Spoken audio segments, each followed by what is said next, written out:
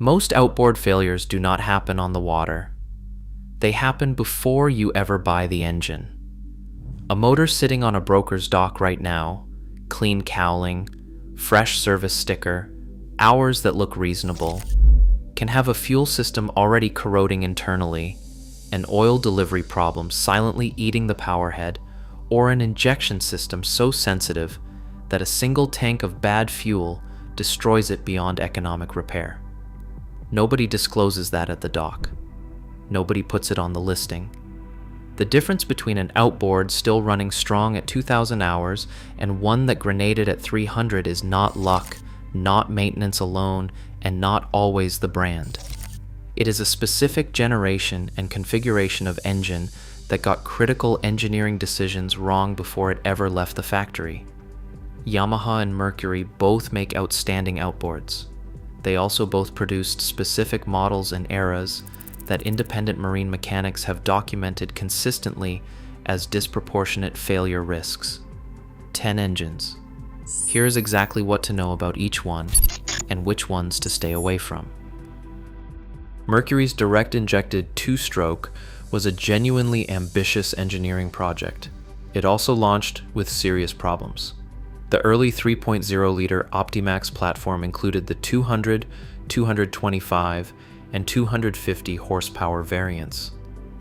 These engines, produced in the late 1990s through 2001, experienced widespread powerhead failures that were significant enough to halt production while Mercury diagnosed the root cause.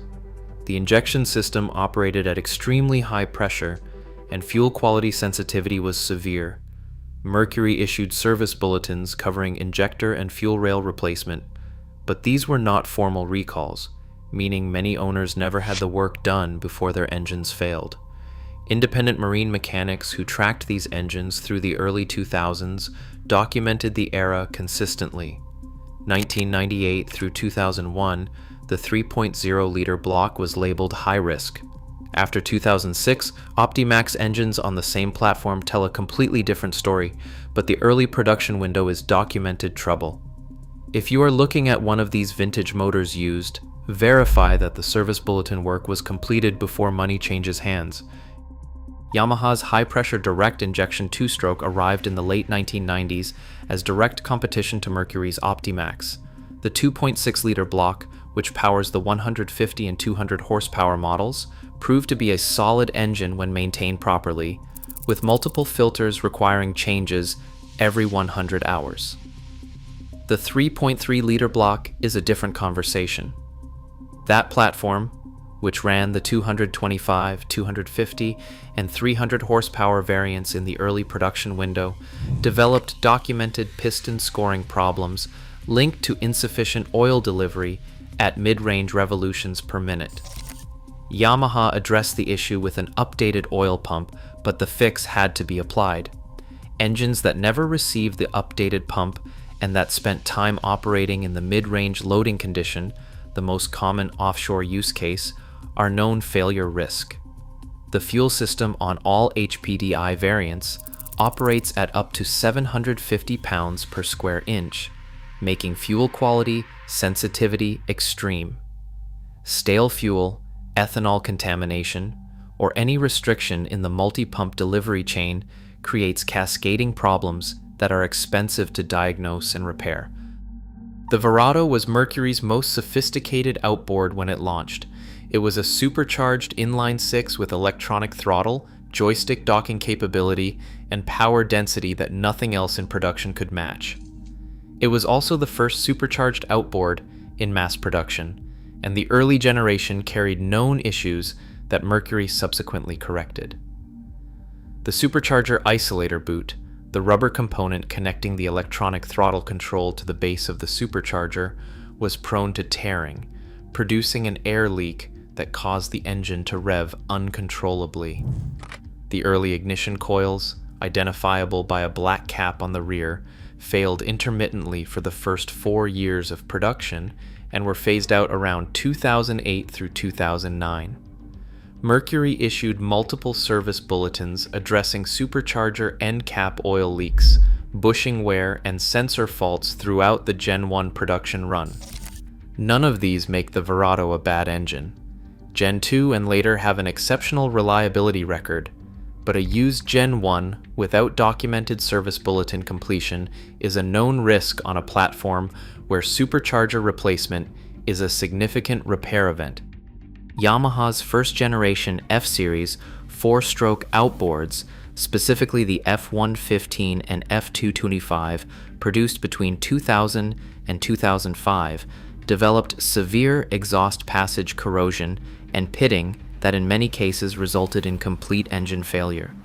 The corrosion was internal, progressing through exhaust passages and allowing hot combustion gases to destroy engine material. Multiple owners reported total failure occurring between 500 and 700 hours, well within the expected service life of a properly built four-stroke outboard. Yamaha produced a repair kit addressing the problem, but issued no formal recall and no technical service bulletin requiring proactive repair. Owners who experienced failure after the 3-year warranty period were largely left absorbing repair costs independently. The F-115 additionally developed documented head gasket failure patterns.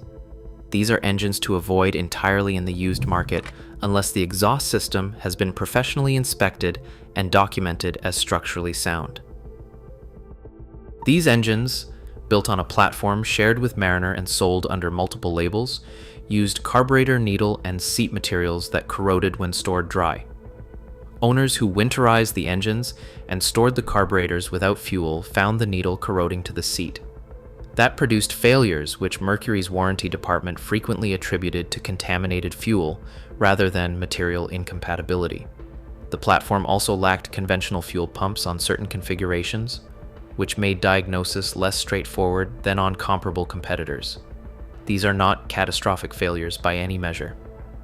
But in a horsepower range where reliability is non-negotiable for smaller vessels with single-engine setups, this generation underperformed relative to what the market offered from competing manufacturers in the same window. Separate from the exhaust corrosion issue affecting the broader first-generation F-series, the F-115 produced between 2001 and 2006 developed a specific and documented pattern of oil pressure switch failure. A faulty oil pressure switch triggers RPM limiting as a protection response, meaning the engine will run but will not reach full power, a symptom that mimics fuel delivery problems and leads to misdiagnosis and unnecessary repair costs. The switch is a relatively inexpensive fix when correctly identified, but boats arriving at independent shops with this problem frequently received fuel system work before the root cause was isolated. If you are evaluating a used F-115 from this generation, have the oil pressure switch inspected and tested before any purchase decision. The 90 horsepower OptiMax built on the 2.5-liter block occupies a different category than the early large block failures. The engine itself is generally reliable, but it carries a thermostat design that causes the unit to run significantly cool running at low RPM, and that behavior triggers sensor fault alarms because the ECU detects a temperature reading outside normal operating parameters. A stuck open thermostat produces real consequences, including incomplete combustion at low speed. Above 2000 RPM, a pressure control valve takes over temperature regulation, and engine behavior normalizes. The result is an engine that frequently generates alarm codes that appear serious, but reflect a thermostat and sensor management issue rather than a powerhead problem. The repair is straightforward, but without a thorough pre-purchase survey, a used 90 OptiMax showing fault history can appear to have a far more serious problem than it actually is, or it can have an actual thermostat issue that never got addressed. Returning to the HPDI platform for a broader warning, any HPDI on the 3.3-liter block with high hours that cannot document filter changes at or near the 100-hour interval is a known gamble. The system runs 5 separate fuel pumps, including a high-pressure mechanical pump, plus injector drivers, and it requires extremely clean fuel throughout to maintain rail pressure. When filters are not maintained on schedule, pressure drops at the injectors, and the engine responds by misfiring, surging, and ultimately running at restricted revolutions per minute as internal protection systems activate. A mechanic with an HPDI scan tool can diagnose pressure drop accurately. Without that tool, shops are guessing. Guessing with these engines gets expensive. The complexity of the system is not a design flaw, it is a maintenance requirement that many owners are not informed about at purchase. Know what you are buying and what it demands. The 4-cylinder Verado variant from the early production window concentrated all of the Gen 1 issues in a smaller, less expensive package, and it ended up in more applications than the L6. The supercharger isolator boot failure, coil problems, and the additional issue of shift shaft corrosion documented in saltwater applications hit this engine harder because the cost of repair relative to engine value made many owners choose to write off the motor rather than repair it. Mercury's Service Bulletin 2025-11 and earlier bulletins addressed the shift shaft with corrosion-resistant alloy replacements. However, engines that spent years in saltwater without that service completed can develop stress fractures in the shift bell crank that result in a complete loss of gear engagement without warning. In a single engine application, that is not a nuisance failure. That is a safety event. The F225 sits at the top of this list because it combines the documented corrosion problem of the broader first-generation F-series with the consequence level of a high-horsepower offshore engine. Where the F-115 failure typically meant a smaller vessel losing power close to shore, the F-225 was being installed on offshore center consoles and express cruisers running 20 to 40 miles from the coast. Failure occurring between 500 and 700 hours on an engine in that application is a real risk, not just a repair inconvenience. The corrosion mechanism was internal and invisible from the outside. A visual inspection at purchase revealed nothing. Yamaha's repair kit addressed the problem mechanically, but without a formal recall, distribution of the fix was inconsistent. Independent surveyors evaluating early F225 engines today should be pulling exhaust system inspection as a required step. If that documentation does not exist on a used example, the inspection cost is the minimum due diligence required before any purchase decision. The engineering record on both brands is clear. Yamaha and Mercury each produce outboards that are among the most reliable in the world.